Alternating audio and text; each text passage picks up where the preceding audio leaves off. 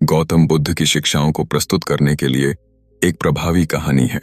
शब्दों की असली ताकत है। और इस कहानी को सुनने से पहले ही आप इस चैनल को सब्सक्राइब करें और अपने मित्रों को शेयर जरूर करें। यह कथा भगवान बुद्ध के समय की है, जब वे अपने शिष्यों के साथ भ्रमण करते हुए एक घने वन से गुजर रहे थे। यह कहानी जीवन की महत्ता, करुणा की शक्ति और त्याग की पराकाष्ठा को दर्शाती है। कहानी भिक्षु और बाघिन। एक दिन की बात है। भगवान बुद्ध अपने कुछ शिष्यों के साथ एक पर्वतीय वन में ध्यान और भ्रमण हेतु गए। वन में शांति थी, पर भीतर कहीं जीवन के संघर्ष की आहटें थीं। जब वे चल रहे थे तो उन्हें एक गुफा के पास एक हृदय विदारक दृश्य दिखाई दिया। एक कमजोर भूखी बाघिन अपने 3 शावकों के साथ गुफा में पड़ी थी। वह इतनी दुर्बल हो चुकी थी कि अपने शावकों को दूध भी नहीं पिला पा रही थी। शिष्य विचलित हुए। शिष्यों ने देखा कि शावक भूख से तड़प रहे हैं और बाघिन स्वयं मरने की कगार पर है। एक शिष्य ने कहा, भगवान, यह प्रकृति का नियम है, इसमें हम क्या कर सकते हैं? बुद्ध ने गहरी दृष्टि से बाघिन को देखा, फिर अपने शिष्यों से बोले, क्या तुम देख नहीं पा रहे कि यह बाघिन मां है? यह बस हिंसक पशु नहीं, बल्कि एक मां है जो अपने बच्चों के लिए अपने प्राण देने को तैयार है।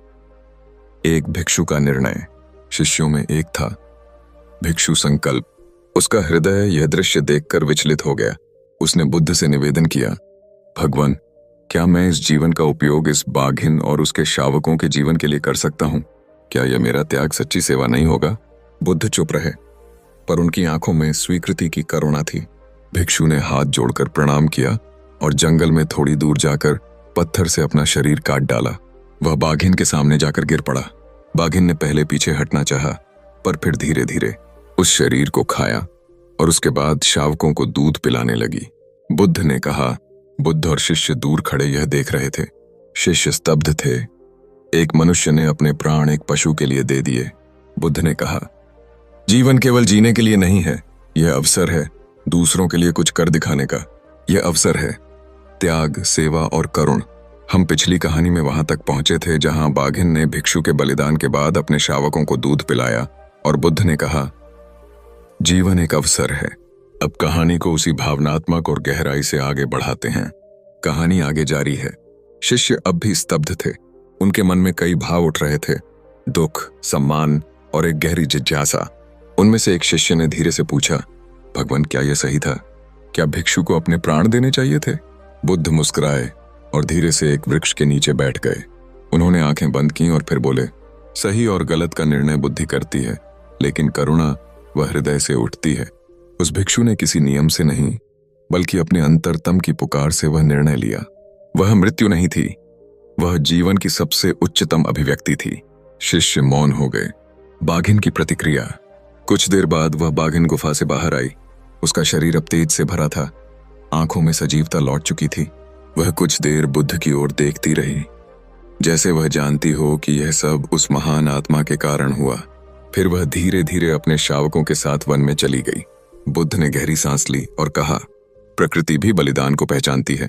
उस भिक्षु ने केवल एक शरीर छोड़ा है, पर उसकी आत्मा अब इस वन में बहती है। वह अब हर पत्ते की सरसराहट में, हर धड़कन में जीवित है। भिक्षु का स्मारक। बुद्ध ने शिष्यों से कहा कि उस स्थान पर एक छोटा सा चैत्य स्तूप बनाया जाए, ताकि आने वाली पीढ़ियां जान सकें कि जीवन जब करुणा से जुड़ता है तब वह अमर हो जाता है। शिष्य पत्थर जोड़ने लगे। उस स्तूप के नीचे बुद्ध ने एक पंक्ति खुदवाई, यहां वह जीवित है जिसने मृत्यु से भी जीवन को जन्म दिया। अंतिम दृश्य। दिन ढल रहा था, सूरज अस्त होने को था और पूरा जंगल सुनहरा हो उठा था। बुद्ध उठे और आगे बढ़ते हुए बोले, चलो शिष्यगण, हमारा मार्ग आगे है। पर उस पथ पर एक दीप अब और जल गया है। कहानी से सीख, जिसने अपने जीवन को दूसरों के लिए जिया वही सच्चा जीवित है। करुणा से किया गया हर कर्म सृष्टि में अनंत काल तक गूंजता है। अब हम कहानी को एक आध्यात्मिक और प्रेरणात्मक विस्तार की ओर ले चलते हैं, जहां बुद्ध अपने शिष्यों को सच्चे जीवन का अर्थ समझाते हैं और यह घटना आगे कैसे एक नई चेतना की शुरुआत बनती है वह प्रकट होता है। कहानी आगे जारी है। रात का समय। शिष्यगण ध्यान में। शाम ढलते ही पूरा जंगल अंधकार में डूब गया था। बुद्ध और उनके शिष्य उसी स्थान पर रुके जहां भिक्षु संकल्प ने बलिदान दिया था। चारों ओर सन्नाटा था, पर भीतर हर शिष्य के मन में प्रश्न, शांति और प्रेरणा की लहरें उठ रही थीं। बुद्ध ने मौन ध्यान में बैठने का निर्देश दिया। अग्नि जली और चारों ओर बैठे शिष्य ध्यानस्थ हो गए। बुद्ध का उपदेश, जीवन का मूल्य। कुछ समय बाद बुद्ध ने अपनी आंखें खोलीं और धीमे स्वर में बोले, समझो, जीवन हमें एक बार मिलता है। यह कोई वस्तु नहीं जिसे बचाकर रखना है। यह तो एक धारा है जिसे बहना है, देना है, बांटना है। जो अपने जीवन को केवल अपने लिए जीता है वह तो वैसे ही है जैसे दीपक जो केवल खुद को ही जलाता है, लेकिन जो अपने जीवन की ज्योति दूसरों के जीवन में बांटता है वही बोधिसत्व है। एक शिष्य का प्रश्न एक युवा भिक्षु ने पूछ लिया, भगवान, हम सब क्या उस भिक्षु संकल्प जैसे बन सकते हैं? क्या हर कोई ऐसा त्याग कर सकता है? बुद्ध मुस्कुराए और बोले, त्याग केवल शरीर छोड़ने में नहीं है। त्याग है जब तुम अपनी आसक्ति, स्वार्थ और अहंकार को छोड़ते हो।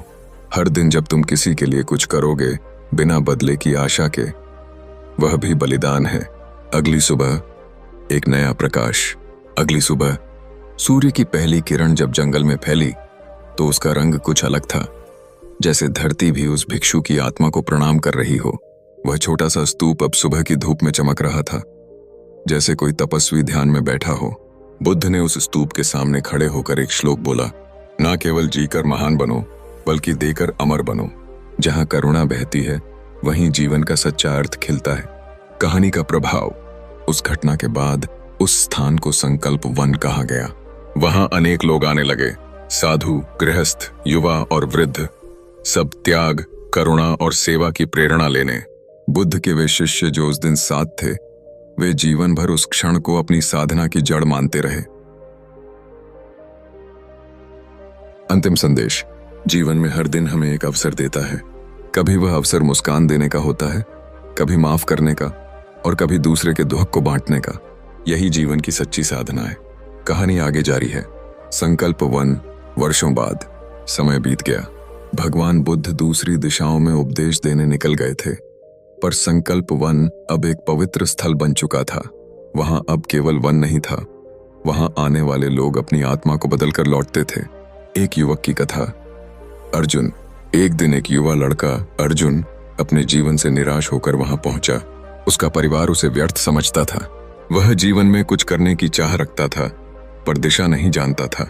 जब उसने वहां भिक्षुओं से भिक्षु संकल्प की कथा सुनी तो उसकी आंखों में आंसू आ गए। क्या मैं भी जीवन का उपयोग किसी और के लिए कर सकता हूं? ये उसने एक भिक्षु से पूछा। भिक्षु ने मुस्कुराकर कहा, यदि तुम में किसी और के लिए एक पल भी जीने की इच्छा है तो तुम्हारा जीवन अमूल्य है। अर्जुन का रूपांतरण। अर्जुन वहां रुक गया। उसने वहां सेवा शुरू की। बीमार पशुओं की देखभाल, वृद्ध आगंतुकों की सहायता, बच्चों को बुद्ध के उपदेशों की कहानियां सुनाना। धीरे धीरे उसके भीतर का अर्जुन एक संकल्पित दीपक बन गया। बुद्ध की पुनः आगमन। कुछ समय बाद बुद्ध पुनः उस क्षेत्र में आए। उन्होंने वहां का परिवर्तित वातावरण देखा। जहां कभी सिर्फ एक गुफा और जंगल था, अब वहां शांति, सेवा और साधना का केंद्र बन चुका था। अब मैं सेवा बन चुका हूं। बुद्ध की आंखों में आंसू आ गए। उन्होंने कहा, वह भिक्षु संकल्प आज भी जीवित है, तुम जैसे हर दिल में जो जीवन को अवसर मानते हैं। कहानी का समापन। पर प्रेरणा की शुरुआत। बुद्ध ने उस दिन अपने शिष्यों से कहा, ध्यान देना, यह केवल एक कहानी नहीं है, यह धारा है जो जब भी किसी हृदय में करुणा का दीप जलाती है तो वह कहानी दोबारा जी उठती है। अंतिम भाव। जीवन एक अवसर है। यह केवल उपदेश नहीं, यह एक आह्वान है। किसी भूखे के लिए रोटी बनो, किसी थके हुए के लिए विश्राम बनो, किसी डरे हुए के लिए साहस बनो और किसी टूटे हुए के लिए प्रकाश बनो। कहानी आगे जारी है। बुद्ध का अंतिम संदेश, तुम दीप बनो। जब बुद्ध ने अर्जुन की आंखों में वह आत्मदीप देखा तो उन्होंने अपने शिष्यों को एक वृक्ष के नीचे बैठने को कहा। चारों ओर शांति, हल्की हवा और पक्षियों की मधुर ध्वनि। बुद्ध बोले, हर युग में एक दीप जलता है। कभी वह दीप संकल्प के रूप में आता है, कभी अर्जुन के रूप में और कभी तुम्हारे भीतर छिपा होता है। परंतु ध्यान रहे, दीप तब तक केवल तेल और बाती है जब तक वह किसी और की रात को रोशन न करे। शिष्यगण मौन थे, पर भीतर उजाला था। हर शिष्य की आंखें बंद थीं, लेकिन मन में एक ही संकल्प, मैं भी दीप बनूंगा। बुद्ध ने धीमे स्वर में कहा, अपना जीवन रोशनी की तरह जियो, जैसे भिक्षु संकल्प ने किया जो शरीर से गया, पर आज भी इस वन, इस हवाओं और तुम्हारे हृदय में जीवित है। अर्जुन का संकल्प, एक नई पीढ़ी का दीप। अर्जुन अब एक युवा मार्गदर्शक बन चुका था। उसने बुद्ध से आशीर्वाद लिया और कहा, मैं यहाँ रुकूंगा। हर उस व्यक्ति के लिए जो जीवन का अर्थ ढूंढने आएगा, मैं उसे संकल्प की कथा सुनाऊंगा और वह अपना दीप स्वयं जलाएगा। बुद्ध मुस्कुराए। उन्होंने अर्जुन के सिर पर हाथ रखा और कहा, अब यह स्थान मेरा नहीं, तुम्हारा है। यह संकल्प अब केवल कथा नहीं, जीवन पथ बन गया है। अंतिम दृश्य, अग्निशिखा से आकाशदीप तक। रात का समय था, आकाश तारों से भरा था और जंगल में हल्की अग्निशिखाएं जल रही थीं। प्रत्येक भिक्षु ने एक दीप जलाया। बुद्ध बोले, यह दीप संकल्प का नहीं, अब यह दीप तुम्हारे भीतर का है। जब तक यह जलता रहेगा, अंधकार हारता रहेगा। अंतिम वाक्य, जीवन का सार। जीवन एक अवसर है, किसी को जीवन देने का, कभी करुणा से, कभी सेवा से, कभी केवल मौन से भी। कहानी समाप्त, पर संदेश शाश्वत। इस प्रकार भिक्षु और बाघिन की कथा एक प्रेरणा की परंपरा बन गई, जहां हर जीवन, हर पीड़ा और हर त्याग एक नई रोशनी की शुरुआत है। अब हम इस कहानी को उस बिंदु तक ले चलते हैं जहां यह एक परंपरा, एक चेतना और एक आंदोलन बन जाती है। कहानी आगे जारी है। अर्जुन का आश्रम, सेवा का नया स्वरूप। अर्जुन ने वहीं एक छोटा सा आश्रम स्थापित किया, नाम रखा दीप वन, जहां कोई भी आ सकता था, अमीर, गरीब, दुखी, खोया हुआ या जिज्ञासु। यह आश्रम भिक्षु संकल्प की प्रेरणा पर आधारित था, जहां कोई प्रचार नहीं, कोई नियम नहीं, केवल सेवा और मौन ध्यान। एक वृद्ध आगंतुक की कथा। एक दिन एक वृद्ध व्यक्ति वहां आया जिसके पुत्र का निधन हो चुका था। वह टूट चुका था, जीवन में कोई अर्थ नहीं दिखता। अर्जुन ने उसकी आंखों में देखा और धीरे से कहा, आपके पुत्र ने जीवन जिया, अब आप उसका प्रकाश बने, दूसरे बच्चों के लिए पिता बन जाइए, यही उसका पुनर्जन्म होगा। वह वृद्ध वहीं रुक गया और अनाथ बच्चों के भोजन और पढ़ाई का काम संभाल लिया। लोग उसे दयानंद बाबा कहने लगे।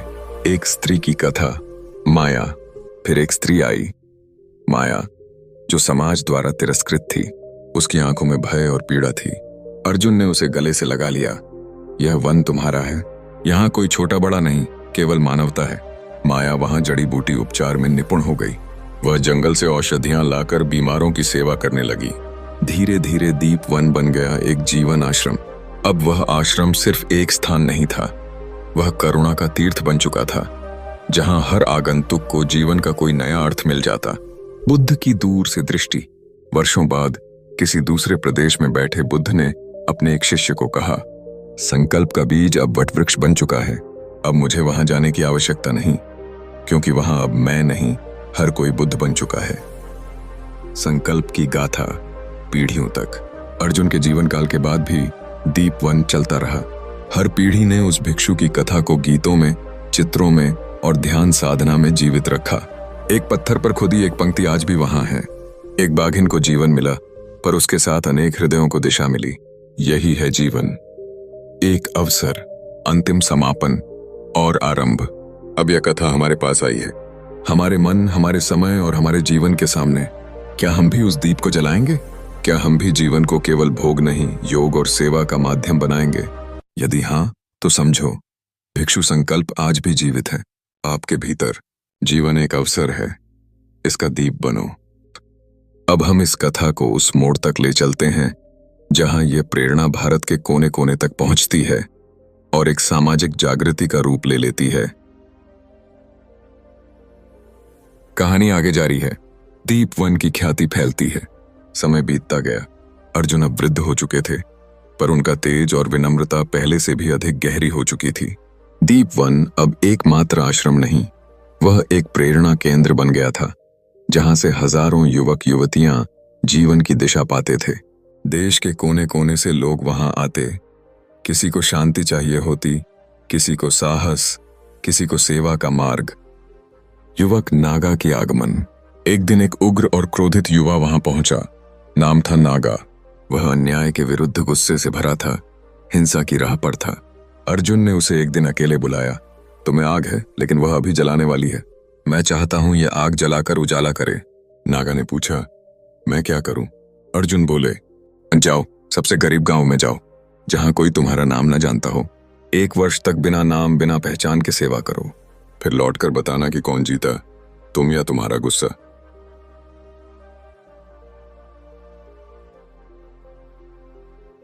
नागा का रूपांतरण। नागा चला गया। उसने एक आदिवासी गांव में बच्चों को पढ़ाया, बीमारों का इलाज कराया, टूटे हुए घरों की मरम्मत की। वह बदला नहीं, वह खिल गया। 1 वर्ष बाद लौटा, सिर झुकाकर बोला, मैं अब नागा नहीं, मैं भी दीप बनना चाहता हूं। अर्जुन की आंखों में चमक आ गई। दीप यात्रा की शुरुआत। अर्जुन ने तब एक नई पहल शुरू की। नाम रखा दीप यात्रा।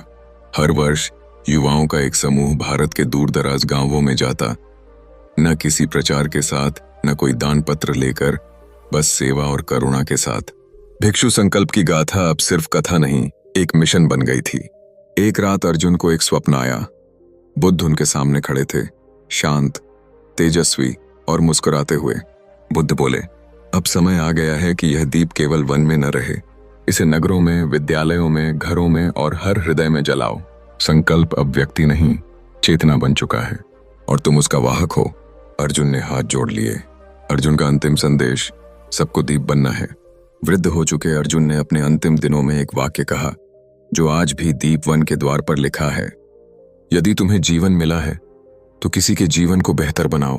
यही सबसे बड़ा धन्यवाद है जो तुम इस सृष्टि को दे सकते हो। कहानी अब तुम्हारी है। अब यह गाथा तुम्हारे पास पहुंची है। यदि तुम किसी भूखे को खाना देते हो, तुम दीप हो। यदि तुम किसी डरे हुए को सहारा देते हो, तुम दीप हो। यदि तुम किसी टूटे को जोड़ते हो, तुम दीप हो। और यदि तुम बस मौन रहकर किसी का दर्द समझते हो, तब भी तुम दीप हो। जीवन एक अवसर है और तुम स्वयं एक अवसर हो।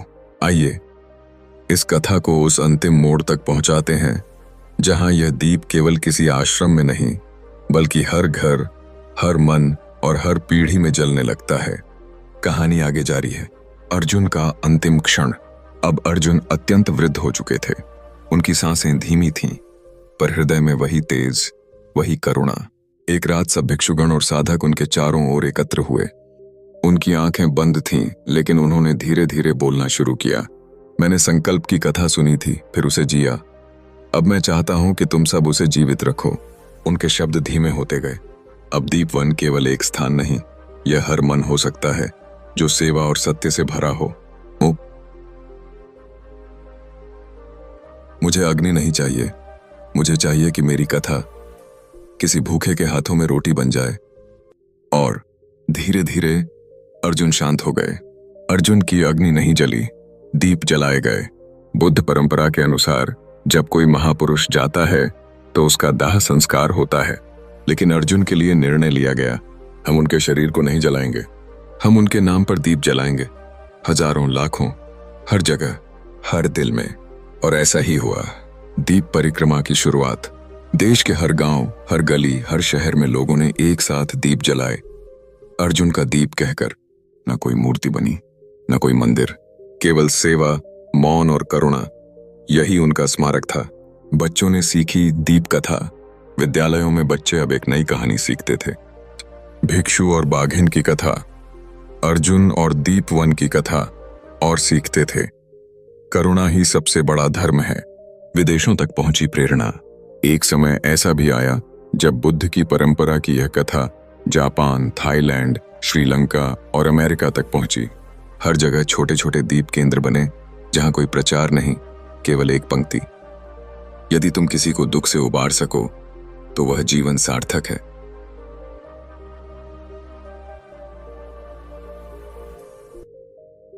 संकल्प ग्रंथ।